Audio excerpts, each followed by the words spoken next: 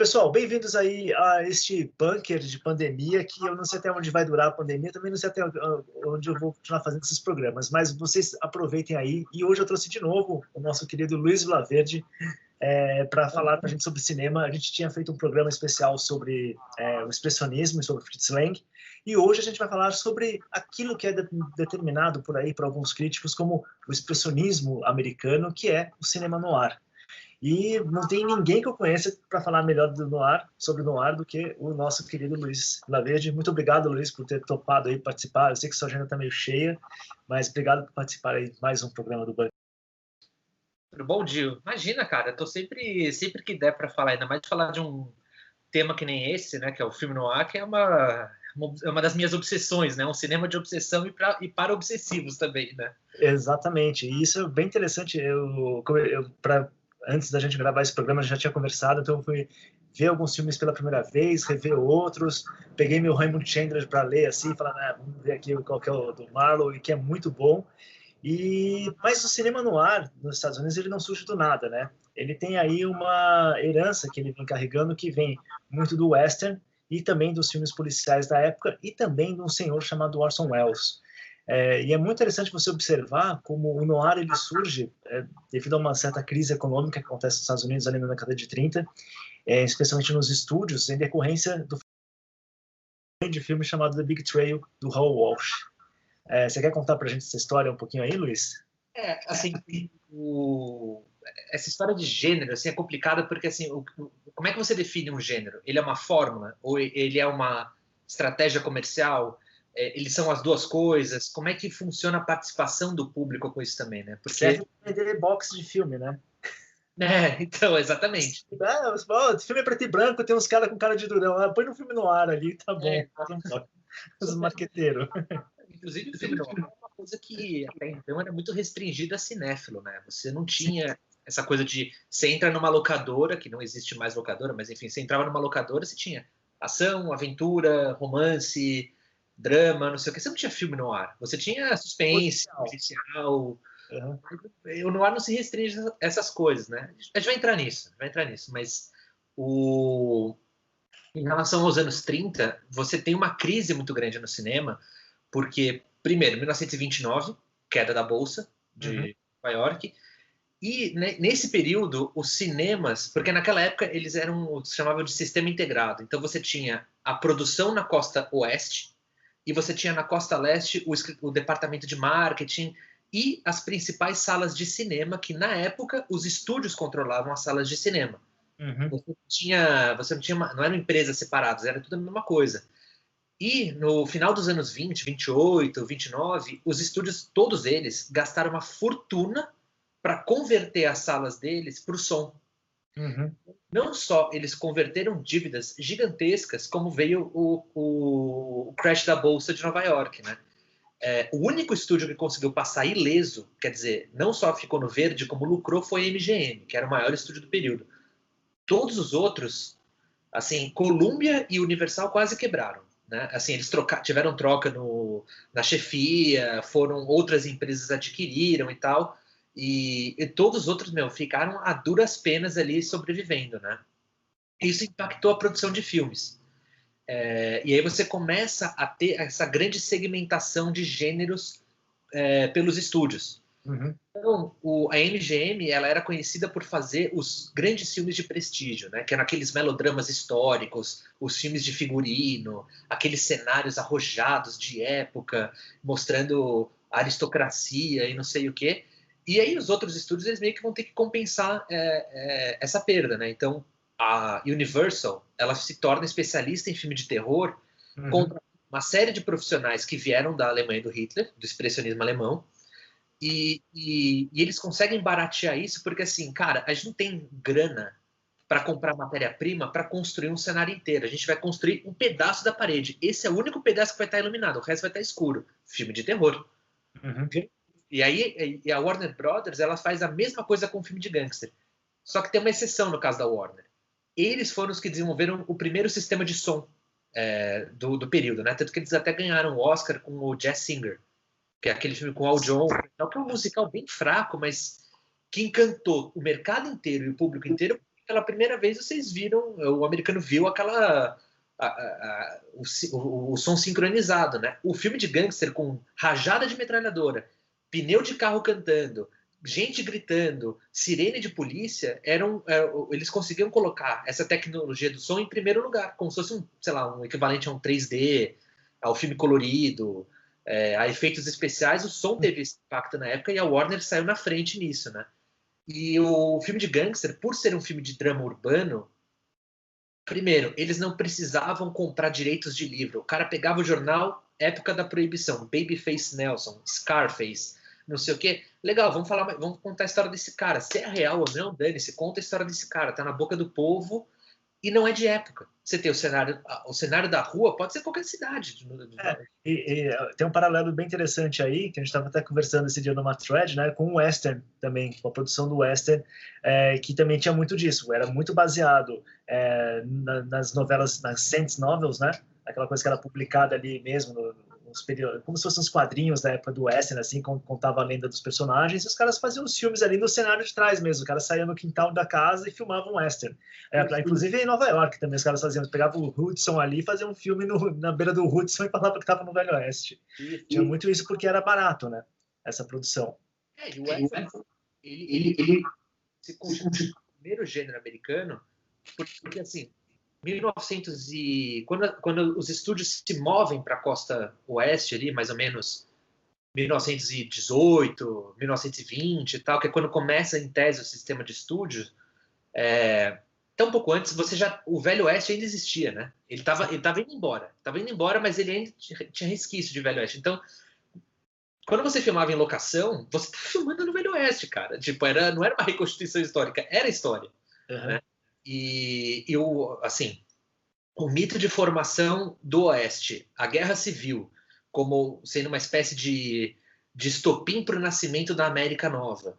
E também, assim, músicas populares, country, os grandes heróis do Oeste, o White Earp, o Jesse James e tudo mais, eles eram um material muito popular da época. Buffalo Bill, inclusive, alguns desses caras estavam vivos ainda, né? O Buffalo Bill, tem filme com o Buffalo Bill, se não me engano, Touro Sentado, né? O Sitting Bull também tem filmes também com ele ali naquele momento.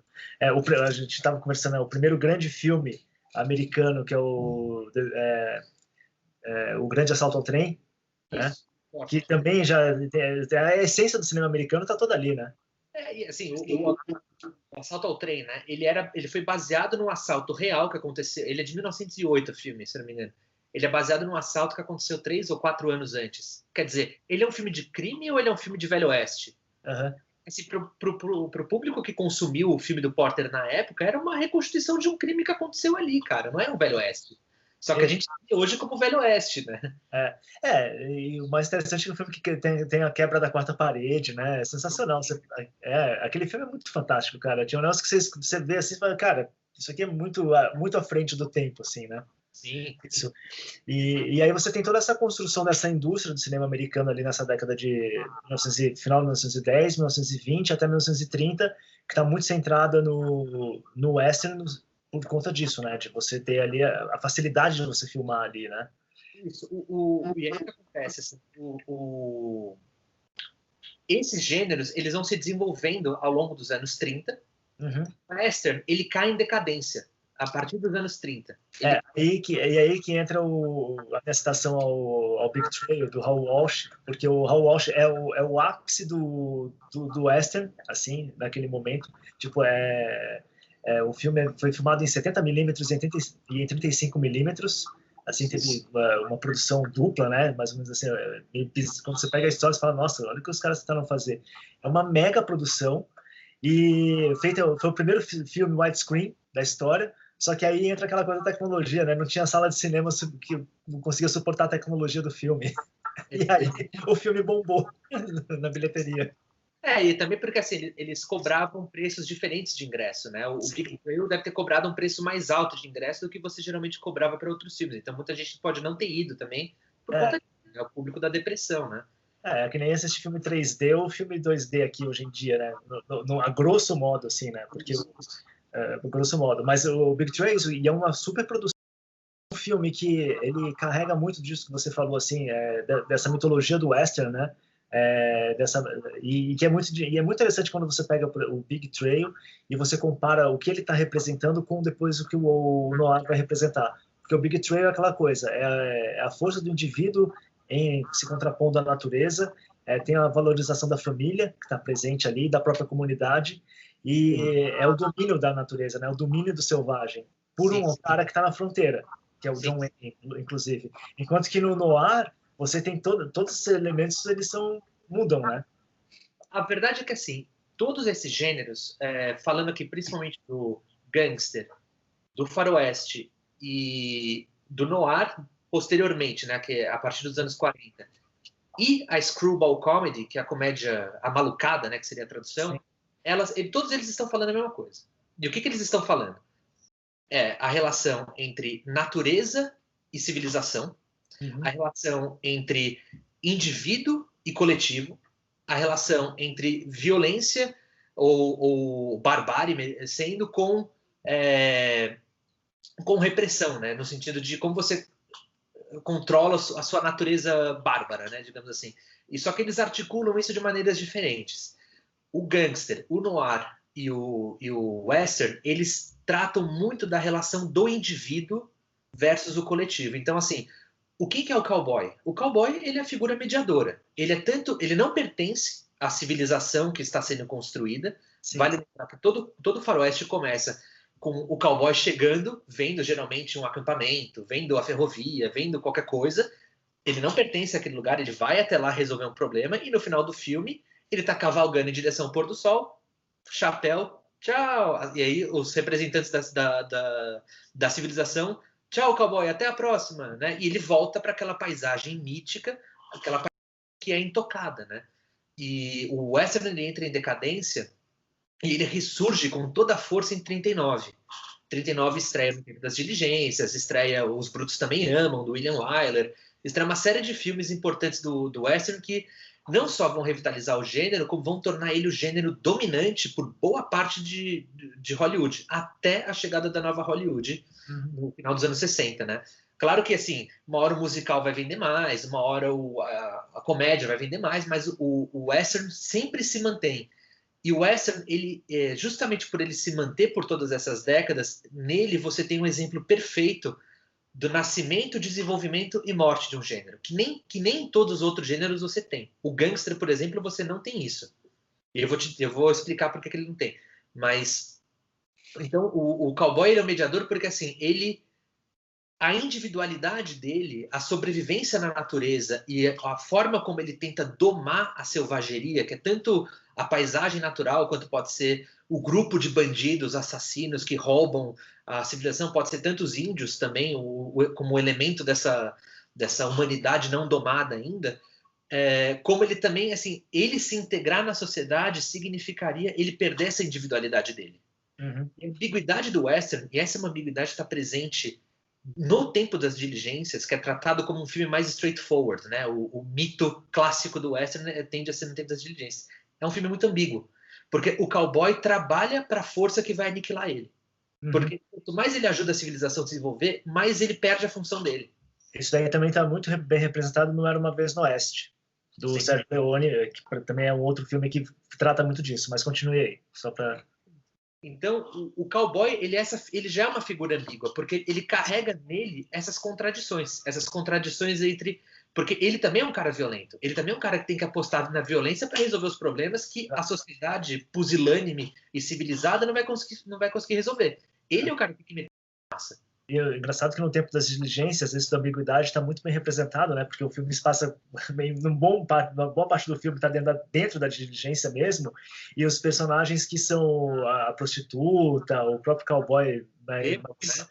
O bêbado e tal, eles têm uma moral muito mais próxima da verdade, do bem, do que os representantes da civilização, né? Isso. Isso é bem interessante.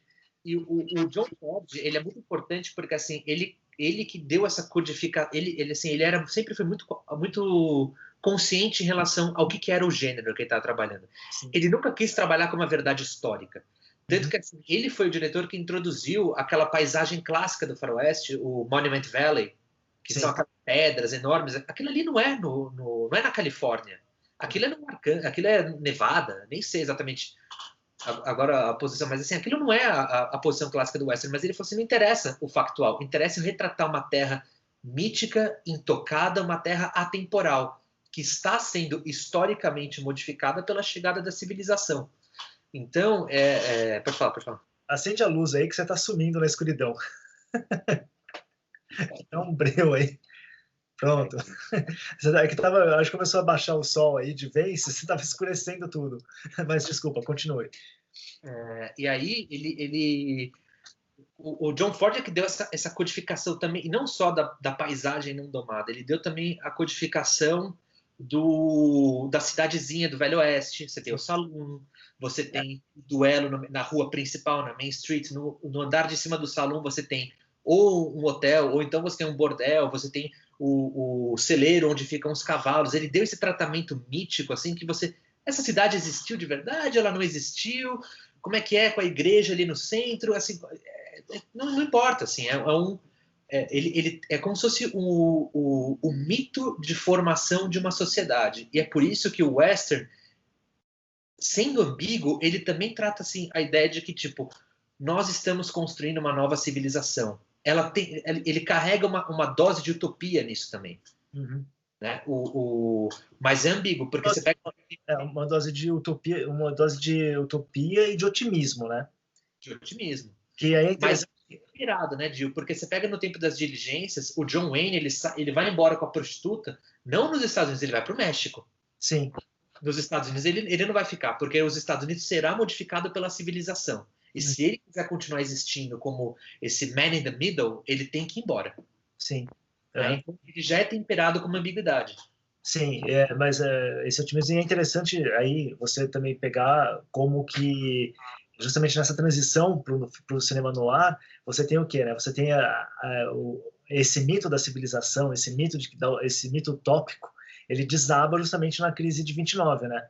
E aí você tem a crise de 29 mais a Segunda Guerra Mundial, e aí você começa a ter o quê? Você vai ter no filme noir, você tem menos ambiguidade e mais pessimismo, digamos assim. Sim. Mas a gente vai chegar lá. Uhum. O filme de gangster. O filme de gangster, assim, ele já tem uma fórmula diferente. São 3 filmes que são fundamentais para se entender o filme de gangster. É o Little Caesar, com o Edward G. Robinson, filmado pelo Mervyn LeRoy, que era um dos principais diretores da Warner. Inimigo Público número 1, do William Wellman, que é com James Cagney. E esses dois, o Edward G. Robinson e o James Cagney, eles são o gangster quintessencial do cinema americano. Eles basicamente vão ser os caras durões e violentos da Warner, e eles não vão conseguir sair desse papel. Por toda a vez, né? O Edward G. Robinson até consegue, o Cagney não. A não ser um outro filme. E aí você tem o terceiro filme, que é o Scarface, A Vergonha da Nação, do Howard Hawks. Você tem o gangster, a batalha do gangster com a civilização e a natureza a própria natureza violenta dele em contraponto com a civilização, com a cidade, com a organização, com o império da lei. Ele é a anarquia versus a repressão. E nessa época você tinha o código de censura em Hollywood, mas ninguém respeitava porra nenhuma. Assim, era meio que um documento de relações públicas. Tem um código aí, a gente segue um padrão moral e tal, mas é isso aí, né? Isso em 34 muda. E aí o filme de gangster, ele é um filme biográfico. Naquela época, por conta da depressão também, era assim, o crime como uma mazela social. Então você começa com o gangster no começo da carreira dele, no caso do Inimigo Público, ele começa no cortiço, o Cagney com um amigo dele, eles vão entrando no mundo do crime, vão subindo, até eles terem o império do crime deles. O Edward G. Robinson, no Little Caesar, o pequeno imperador, né, o pequeno César, mesma coisa. O Scarface é um pouco diferente. Você tem todos os gangsters estão reunidos, o chefão morre, e naquele vácuo de poder, o personagem do Paul Mooney, que é inspirado no Al Capone, ele é o cara que vai dominar todos os gangsters eventualmente. E uma coisa que é comum no filme de gangster é porque, assim, toda a simpatia do espectador está direcionada naquela figura anárquica. Como se o gangster fosse o duplo demoníaco lá do expressionismo americano, do expressionismo alemão, só que projetado na tela. E todo filme de gangster termina como? Com o gangster morrendo. Geralmente ele é fuzilado por uma saraivada de balas e ele cai na sarjeta, né? A Sarjeta. suja, molhada, chuva, não sei o quê, e ele tem algum discurso final e morre, né? Que ele geralmente e é interessante porque assim, o gangster ele morre pelos próprios termos. Ele não é punido. Ele quer morrer fuzilado. Ele não quer morrer feliz. Essa é uma inversão, só fazendo uma digressão, essa é uma inversão que o Scorsese faz nos Bons Companheiros. Porque o castigo do Henry Hill, ele viver preso numa vida suburbana. Sim. Não é morrer. Ele morrer metralhado seria ele morrer na vida dele, dos próprios termos. Não, ele é castigado vivendo como um ninguém num subúrbio de classe média. Então, assim, o Scorsese tem o pior castigo possível para o gangster, né? Exatamente.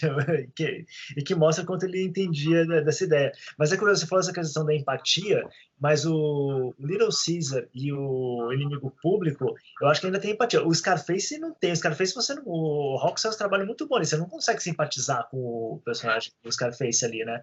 Monstruoso, né? Hã? Ele é muito monstruoso. Ele é muito monstruoso. O Scarface original é um negócio assim que você fala. Aliás, o Al Pacino faz isso muito bem, que o Scarface Al Pacino também não é um cara simpático, né? O cara só pega uma serra elétrica e serra um cara, você não vai achar um cara desse simpático, né? Não, nem fudendo. E assim, você tem uma coisa que é assim, algumas coisas de gangster que é assim, o gangster sempre tem um parceiro do crime. E, eventualmente é um cara que, não, eu tenho que sair dessa vida, não sei o quê, e ele geralmente morre, né? O inimigo público número 1, o amigo do Cagney morre e ele quer se vingar da gangue rival, né? E justamente porque o gangster ele quer ter essa sensação de construir a família dele, que não é necessariamente uma família de sangue, e essa preservação é o que vai ser a ruína dele, porque é uma família alternativa à família tradicional da sociedade. Olha como as mulheres são tratadas em filmes de gangster. No Inimigo Público, você tem aquela cena famosa do café da manhã que o Cagney pega, acho que uma torta e enfia na cara da mulher, assim. Tipo, ele era um objeto. E é totalmente. Nossa, isso faz muito sentido quando você pega uma série como, por exemplo, Sopranos para assistir, que mais do que ser uma série sobre a máfia, sobre gangster, é uma série sobre uma família. Sim. Né? E sobre o conflito e como que o Tony Soprano usa uma família para sustentar a outra e como isso tudo aquilo que ele constrói, né, no final das contas, e todas as relações sociais são feitas, não, todas as relações sociais, econômicas, o business ali é a máfia, a família dele tá sempre em segundo plano, né, o que sempre vai aparecendo ali que começa a surgir, começa a pesar. E essa questão das mulheres, nossa, cara, eu tava revendo, eu tô revendo Sopranos agora, né, a cara é muito violento, assim. O que os caras fazem ali com as mulheres é muito violento, assim, em Sopranos. E vem dessa origem, né? E tem uma coisa, assim, que o gangster faz, que é o seguinte. Do mesmo jeito que o faroeste, ele constrói essa utopia do que será a civilização americana, ao situar num ambiente urbano, o que o gangster mostra é, se você entrar na sociedade como um cidadão ordeiro e de bem e não sei o quê, você vai perder a sua individualidade. Você tem que, para você entrar na ordem, você vai ser castrado, digamos assim. E a outra coisa é, nem sempre o sistema econômico vai privilegiar certas pessoas. Então, se você quiser viver o sonho americano, você tem que fazer o seu próprio caminho. E às vezes esse caminho é pelo caminho do crime. Porque não só você tem o ambiente da depressão do crack da bolsa, mas você também tem aquela seca terrível que passa pelo meio oeste americano, forçando várias populações do campo rural na cidade. E a vida da cidade como sendo esse ambiente de perversão, de que o sistema está contra você, né? The game is rigged. Então, o gangster, ele representa, naquele período para o público, também esse sentimento assim, eu preciso dar vazão para essa frustração e para essa anarquia, né? Sim. Só que aí você tem uma série, como esses filmes eram muito violentos, você tem tanto uma cobrança por parte da população, como também de grupos de lobby e de interesse. A Legião da Decência, que era uma legião da Igreja Católica, começa a boicotar esses filmes. E aí a Warner fala, mano, esse é o único filme que me dá dinheiro para sobreviver na depressão. Sabe, a gente tem que fazer alguma coisa. Os donos dos estúdios se reúnem com o Will Hayes, que era o chefe da Motion Picture Association, com um escritor, era um jornalista e um padre jesuíta, eles vão delinear o novo código. E no preâmbulo do código, eles escrevem que os filmes têm que ter uma responsabilidade social e eles têm que estimular o correct thinking. Essa expressão eles usam, pensamento correto. Ou seja, é um politicamente correto de direita. É um politicamente correto conservador. E eu tenho que aderir a essa regra. E se não aderir, meu irmão, você tá, fudido. Então, assim, é interessante porque... Assim... Não, é curioso isso daí, porque aconteceu isso agora, né, de novo, com a academia, com a academia agora lançando lá as regras dos filmes que são elegíveis ou não ao Oscar, e precisa cumprir uma série de regras que são, como você falou bem, politicamente corretas, né? Isso existe agora esse código moral de conduta progressista. Muito bizarro, né? Ele usa a expressão correct thinking no preâmbulo do código, né? Que você tem os do's and don'ts e você tem os be carefuls, né? Então, tome cuidado com isso. Então, é por isso que quando você vê o filme antigo, você fala assim, o casal casado não dorme na mesma cama. Sim. E uma das obsessões do código era, e aí com o sucessor do Will Hayes, que era o Joseph Breen, era o da moral equivalence. Então, assim, se eu roubo de uma pessoa, eu tenho que ir para a cadeia. Se eu mato essa pessoa, eu tenho que ser morto no final. Esse tipo de coisa. Assim, tudo tem que se balancear numa lição moral para o espectador no final, né? E aí, todos os roteiros e filmes... Não, primeiro você submete o roteiro. Filmou, você submete o corte ao Joseph Breen. O código ele também funciona para outra coisa, para nivelar a concorrência. Porque assim, se eu sou um estúdio que estou ficando para trás do meu concorrente, deixa eu apelar aqui para violência extrema, deixa eu apelar aqui para sexo e nudez. Negativo. Tem que ter certas regras aqui que a gente tem que obedecer. Então, ele serve como um nivelamento de concorrência. O código também. E também tem um terceiro fator que o código ajuda, que é o seguinte. O Joseph Breen lia os roteiros de todos os estúdios. Se eu sou dono de um estúdio, eu tenho um representante para falar com o Breen, eu falo assim, cara, eu sei que o cara lá vai fazer um filme de guerra civil. Eu quero fazer um guerra civil aqui também. Vem cá, vai ser parecido, a gente vai competir. O Joseph Breen dá valeta, fala, não, relaxa, pode fazer o seu filme de guerra civil que não vai ter problema. E não sei o quê. Isso rolava muito, cara, na época. Então, porque o Joseph Breen era o grande inside man dos caras sabiam tudo o que acontecia, né? Sim. Então tem isso, né? E aí o gangster, ele vai, ao invés do western, ele vai ser capado em 1934. E aí ele não vai poder continuar nessa trajetória. Então ele se ramifica em dois gêneros principais, o gangster. Um é o Caim e Abel, gangster Caim e Abel, como eles chamam, e o gangster policial. O gangster Caim e Abel, se antes você tinha o coadjuvante, o amigo do gangster principal, agora ele vai ser pareado com o outro. Então, você tem o gangster que cresce junto no currículo, no cortiço com o amigo dele vai virar uma pessoa de bem. Qual que é o filme? O Dirt... Os Anjos de Cara Suja, né? Isso. Que o James Cagney vira um gangster e o irmão dele vira um padre que trabalha no corredor da morte da cadeia. Né? E no final eles se reencontram. No final do filme, né? Então é Caim e Abel por conta disso, né? Um segue o caminho do Abel, outro segue o caminho do Caim. E aí você tem essa equivalência moral. O gangster policial, aí com a ascensão do FBI, a Warner vira e fala assim, putz, e se a gente transformasse o Edward G. Robinson e o James Cagney com a mesma persona de gangster, só que no tira do FBI? Você tem a inversão, é o cara que caça os gangsters. Só que esse gênero nunca deu muito certo, porque assim, não é tão legal você ver um cara que tá simplesmente fazendo o trabalho dele, né? Ele é pago para fazer isso. Sim. Então, nunca teve muita popularidade.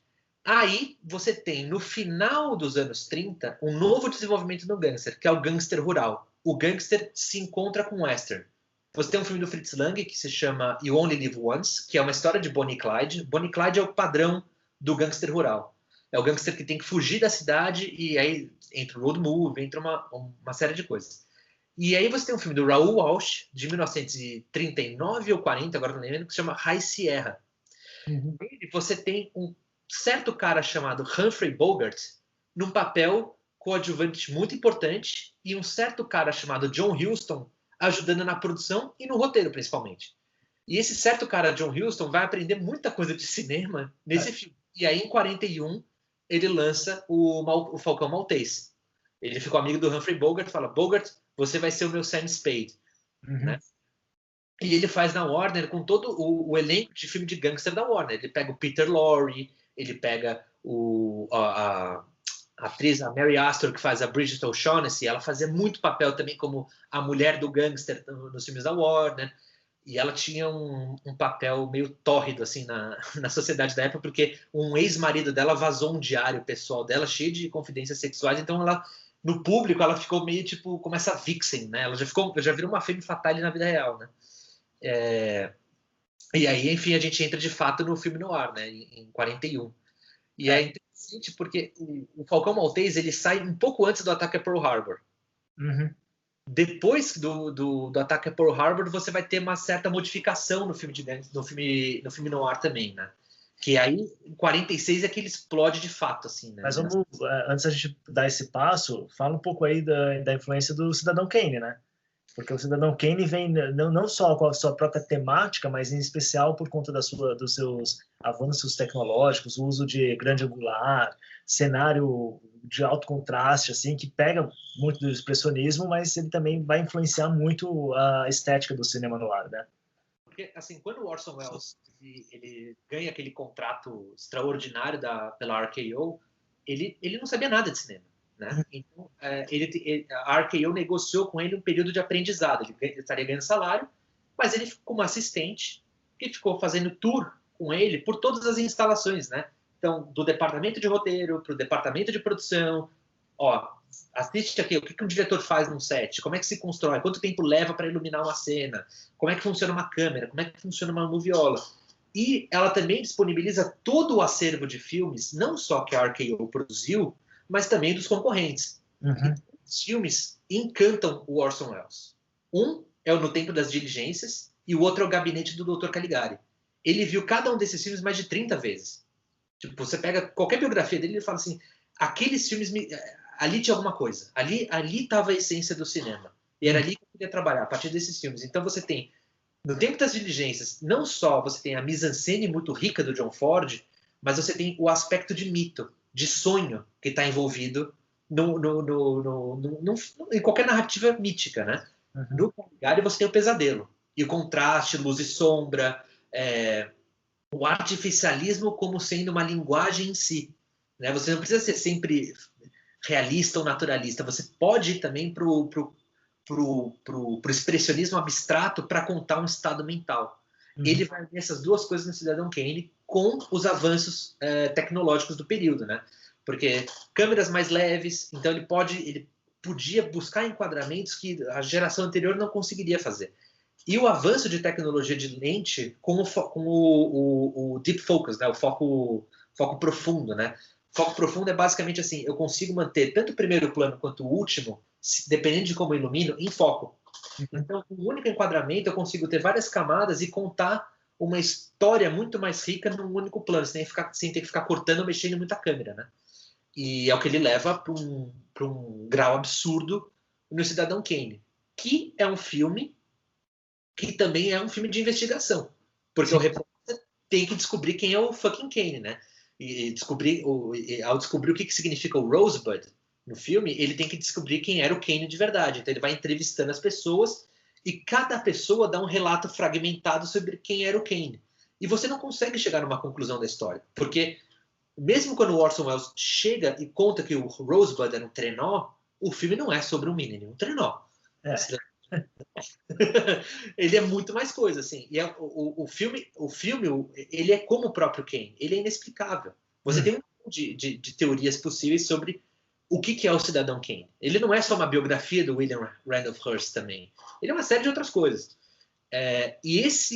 O Thomas Schatz, que escreveu o Gênero do Sistema, ele tem um livro anterior que chama Hollywood Genres, que ele conta a história dos gêneros. E ele fala o nascimento do expressionismo americano é com o Cidadão Kane. Porque ele junta, justamente porque ele junta o western do John Ford com o expressionismo alemão do Gabinete do Dr. Caligari. E aí você nasce uma nova forma de linguagem. E é isso que também dá berço ao noir e a todos os problemas de classificação do filme noir também. Uhum. Que são, assim, quando você pensa no noir, não é só o filme preto e branco com o detetive e com a femme fatale, né? Não, não é. 200 coisas que você vai tratando. Então tá, você falou do Falcão Maltese e tal. Aliás, uma breve referência que temos que fazer ao Francis Ford, que é o irmão mais velho do John Ford, e que fez muito western, assim, na época do cinema mudo e tal. E, aliás, o John Ford aprendeu muita coisa com ele. Então, o Francis está lá. E depois o Francis Ford era normalmente o comic relief nos filmes do John Ford, era o irmão mais velho, né? Que ficava lá fazendo umas piadinhas, tal, visuais. Que, aliás, isso é uma coisa muito interessante do Ford, né? O Ford, ele sabia que... Para mim, o Ford é um pouco shakespeariano nesse aspecto, assim, que num filme dele você tem drama, você tem comédia, você tem dança, você tem várias coisas ali, porque ele parece que ele quer expressar toda a humanidade em um único filme, assim. É como uma peça shakespeariana nesse ponto. Eu acho falar sobre mais para frente depois, mas que ele tem um papel importante no noir. Quem? Desculpa. O Shakespeare tem um papel importante no filme noir, então a gente tem que falar um pouco dele depois de novo. De quem? Hã? Que cortou o nome? Quem? O Shakespeare. Ah, sim. É um papel importante no filme noir, então a gente tem que falar um pouco dele depois.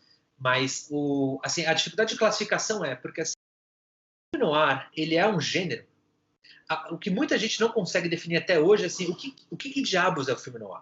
Porque a definição noir, ela vai acontecer depois do ciclo de filmes, e ela não vai ser feita pelos americanos, ela vai ser feita pelos franceses. Uhum. Porque, assim, durante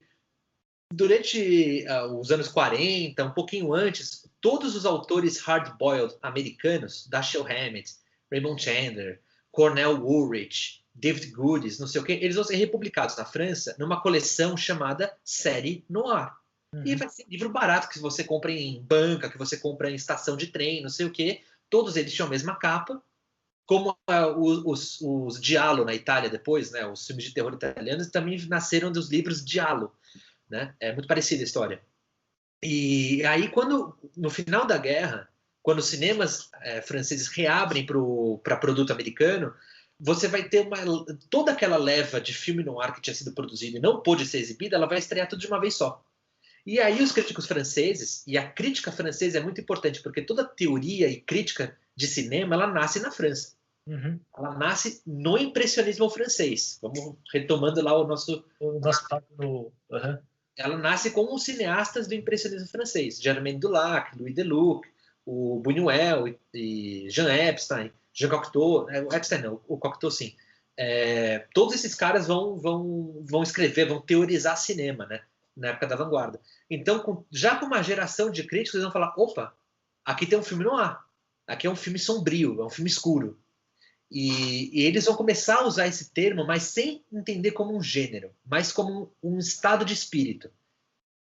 E aí, em 1955, uma dupla de críticos, o Etienne Chalmeton e o Bord, eles publicam um livro que vai ser, até hoje, a Bíblia do Noir, que é o panorama do filme noir americano.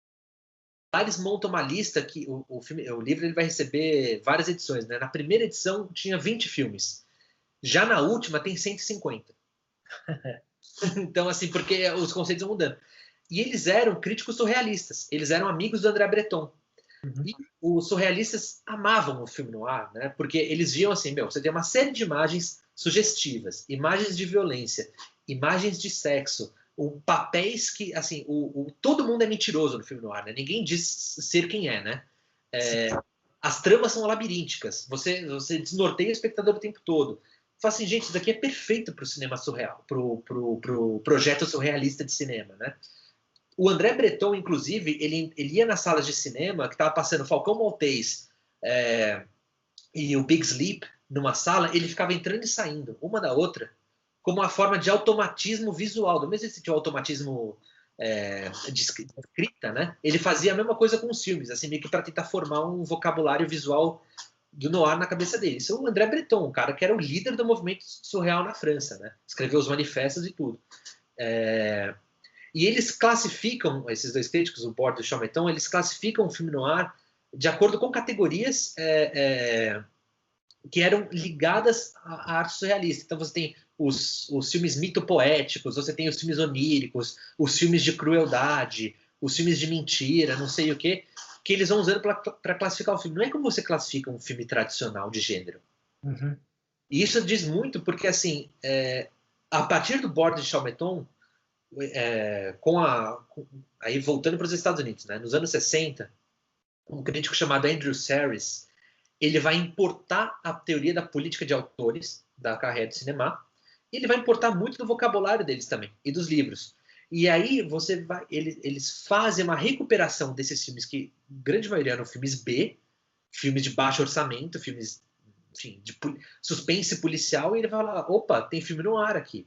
Eles estão falando desse filme, desse ciclo, né? E aí começa a ter toda uma discussão que existe até hoje, tipo, é um movimento, é um estilo, é uma linguagem, é um estado de espírito, é um temperamento, não é um gênero. Assim, o que é o filme noir, né? O Paul Schrader tem excelentes artigos sobre o filme noir, o Scorsese fala bastante sobre o filme noir, enfim.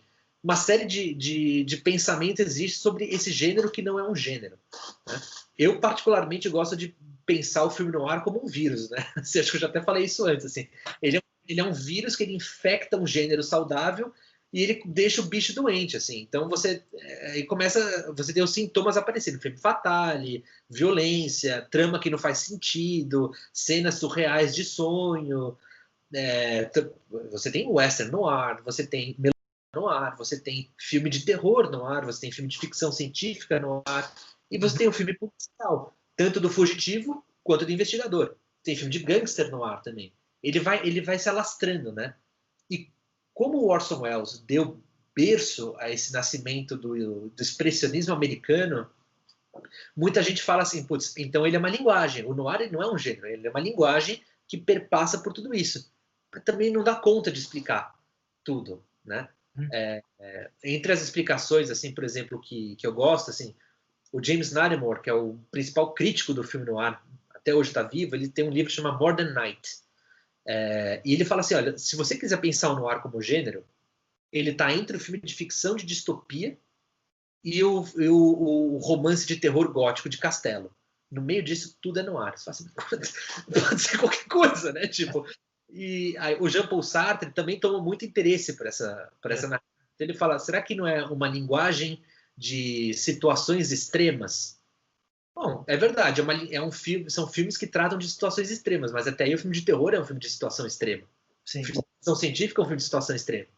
O Graham Greene, ele fala assim, bom, além das narrativas policiais, muitos desses filmes, ao se situarem em famílias que estão em guerra entre si, seja mãe versus filha, ou então você tem um que sofre um revés do destino, parece muito um melodrama de sangue, parece que é uma recuperação das tragédias gregas, por exemplo, o Édipo, né? O homem preso por um jogo perverso do destino. Só que pega esse jogo perverso do destino que afligia a aristocracia grega e transporta para o homem comum de classe média americana. Você tem um melodrama de sangue. Só que o melodrama de sangue não explica os filmes policiais de detetive. Então, assim, você nunca chega numa definição... Mas tem uma coisa interessante que você falou, que eu acho que um elemento que você pode caracterizar bem com o noir, assim, é justamente o homem preso enfrentando forças, como você falou, meio do expressionismo.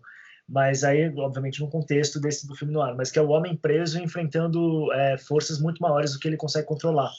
Tanto que tem uma característica muito interessante do filme noir, que é assim, né? Normalmente eles começam já dando o final. Ó, deu merda e você vai entender por que deu merda. Né? A gente vai te contar a história de por que deu merda, mas mesmo essa história ela é toda fragmentária, muitas vezes, cheia de sonhos e tal, não sei o quê. Até você citou o Paul Schrader, e ele fala que no filme noir, assim, a forma é até mais importante do que o conteúdo, né? Tipo, sim, na verdade, é muito mais o clima de todo aquele negócio do que propriamente uma narrativa direta e bonitinha para você. Tanto que o último filme dele lá é justamente disso, né? O First Reformed é um filme noir religioso. Então... Né? É um filme noir transcendental. Assim, existe uma pessoa incauta vai assistir, sei lá, o Big Sleep, que é uma trama que, assim, nem todas as respostas são dadas naquela trama. Você não vai entender nada, você vai falar assim, nossa, mas que história ruim. Mas a história não é o ponto. O ponto é justamente o feeling, o ponto é a jornada do negócio também, não é você ter a solução no final. O crime, quem matou, se viveu, se não morreu, como você disse, ele já te dá no começo do filme. Ele não está interessado.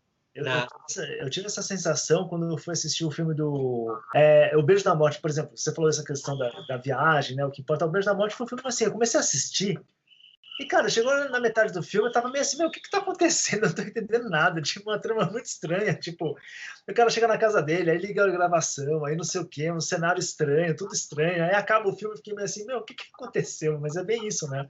Do tipo, é um filme que tá ali. Esse filme, por sinal, ele é um dos mais importantes do noir tardio, né? Porque ele é de 55, esse filme. Sim. Ele é fundamental para essa derrocada do gênero, né? Porque o noir mesmo morre nos anos 60, né? Porque é uma série de motivos que a gente pode até discutir. Mas esse filme do Robert Aldrich, assim, ele é uma pequena obra-prima, assim, do noir, né? Mas, assim, voltando para os anos 40, o interessante é que, assim, eles, muito parecido com o western, os diretores, os estúdios vão começar a adaptar essas histórias de hard-boiled, que é um gênero que surge na depressão.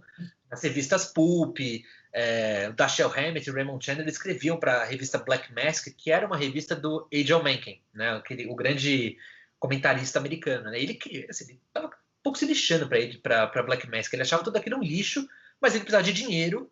Então ele criou aquela revista, ó, publica um material sensacionalista aí pro povo proletário da depressão, que os caras leem rapidinho numa viagem de metrô, ou no intervalo de almoço, não sei o quê.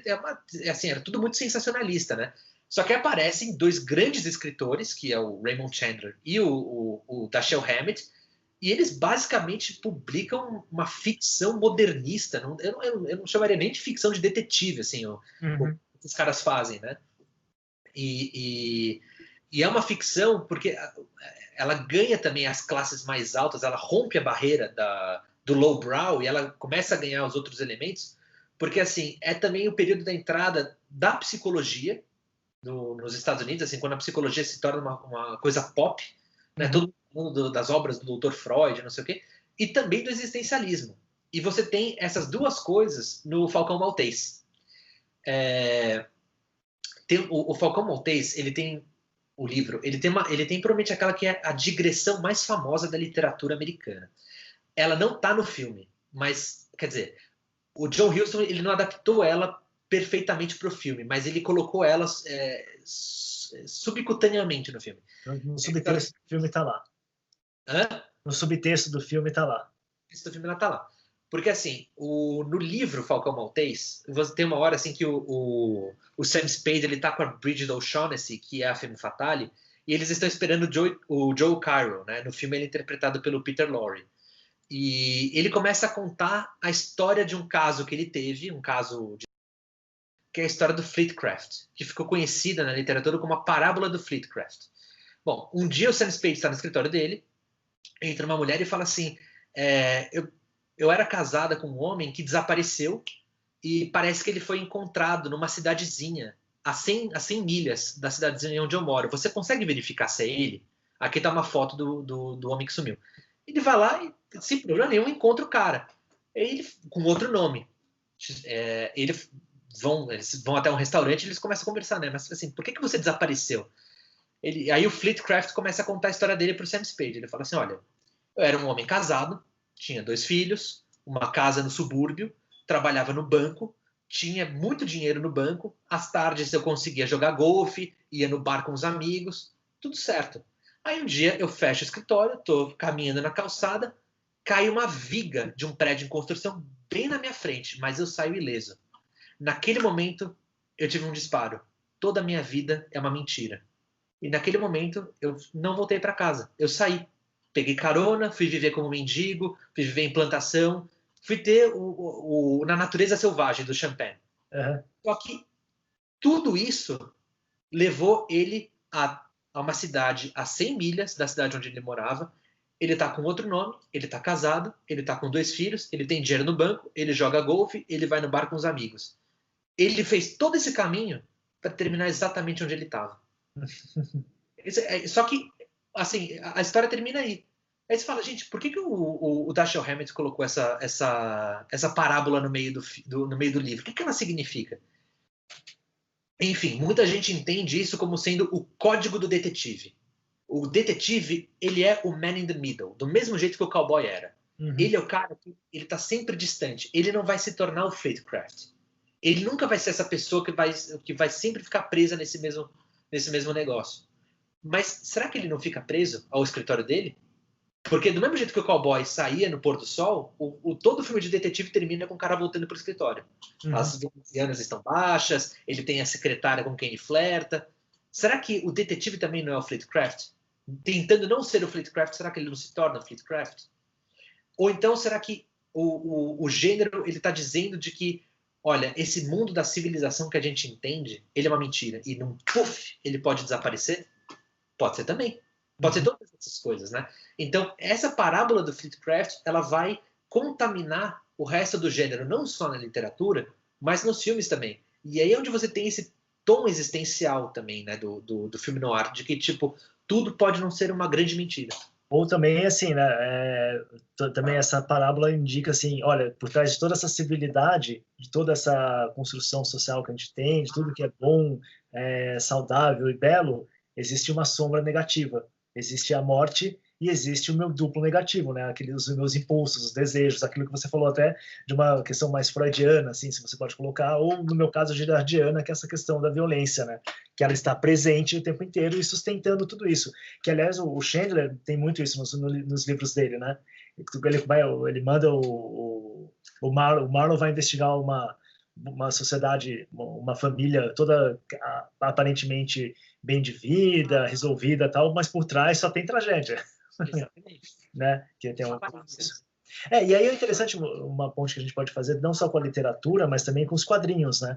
É interessante você observar que todas essas coisas que você falou sobre, desde o surgimento dos códigos, da violência, da explosão do mal nas histórias, também está nos quadrinhos muito forte, né? E o próprio noir sobrevive muito nos quadrinhos, né? Eu tô com a camisa aqui do Nelson e Murdoch, advogados e tal, que o Murdoch ainda é um investigador e tal, não sei o quê, que é totalmente noir, né? Tipo, especialmente com o Frank Miller, é mais que noir, né? A coisa da parábola, ela tá presente na primeira temporada do Fargo, por exemplo. O personagem do Colin Hanks, ele conversa com aquele vizinho dele, que é um judeu, e ele conta a parábola do homem comum também. Aquela parábola, ela diz respeito totalmente ao personagem do Colin Hanks e a todo o arco dramático da primeira temporada do Fargo, né? Sim.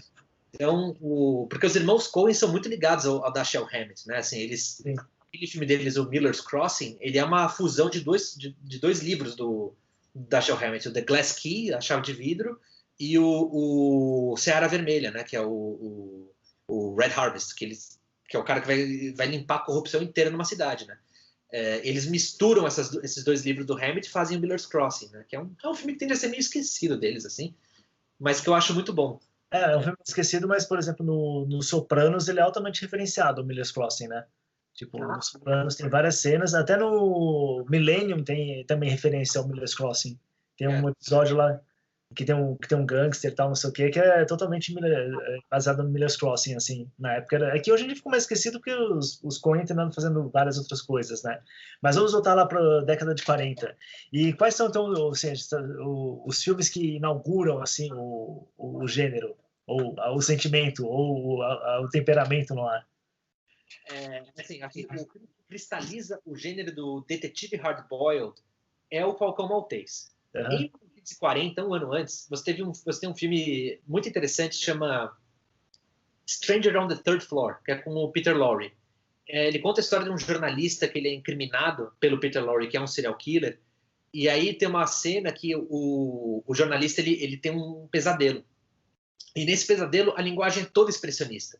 Tem uma cena assim que você vê um monte de homens sem rosto lendo um jornal escrito culpado, culpado, culpado, culpado, tipo, e ele vai sendo suplantado por aquilo, como se fosse assim, as garras da justiça, o sistema da justiça, quando ele olha em você, independente de você ser inocente ou não, ele vai te pegar. Então, uma hora que ele vê o juiz, e o juiz deixa de ser uma figura em carne e osso, e ele se torna uma estátua segurando a balança e segurando uma foice. Sabe uma coisa que você falou agora? É curioso isso.